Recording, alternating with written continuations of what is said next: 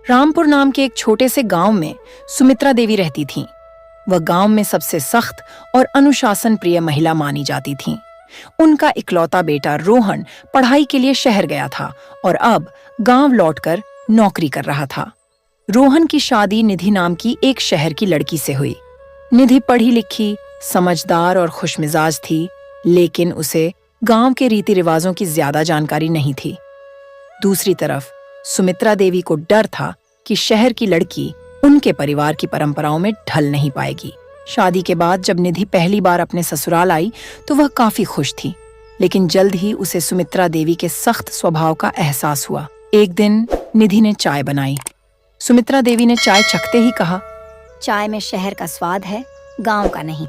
निधि ने मुस्कुराते हुए कहा, माँ जी, मुझे आपके तरीके सीखने होंगे, आप मुझे सिखाइए।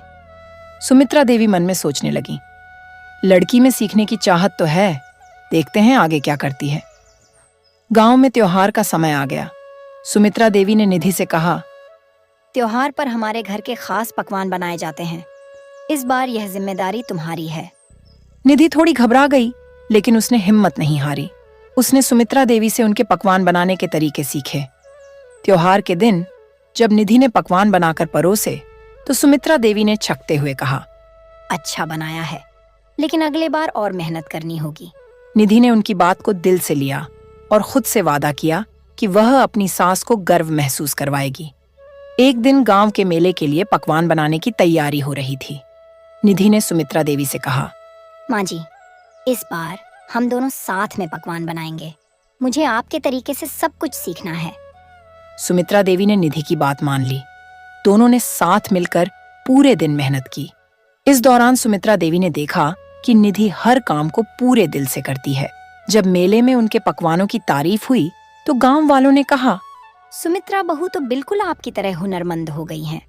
सुमित्रा देवी ने पहली बार निधि की ओर मुस्कुराकर देखा और मन ही मन खुश हुई। कुछ समय बाद सुमित्रा देवी की तबीयत खराब हो गई।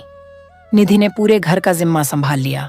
वह दिन रात अपनी सास की सेवा में लगी रहती।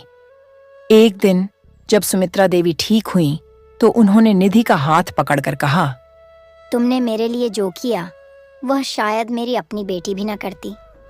अब तुम सिर्फ मेरी बहू नहीं, मेरी बेटी हो।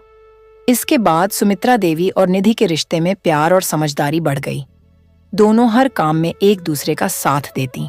अब उनका रिश्ता सिर्फ सास बहू का नहीं, बल्कि एक दोस्ती जैसा बन गया। गांव में हर कोई कहता, अगर सास बहू का रिश्ता ऐसा हो तो हर घर में खुशियां ही खुशियां हों।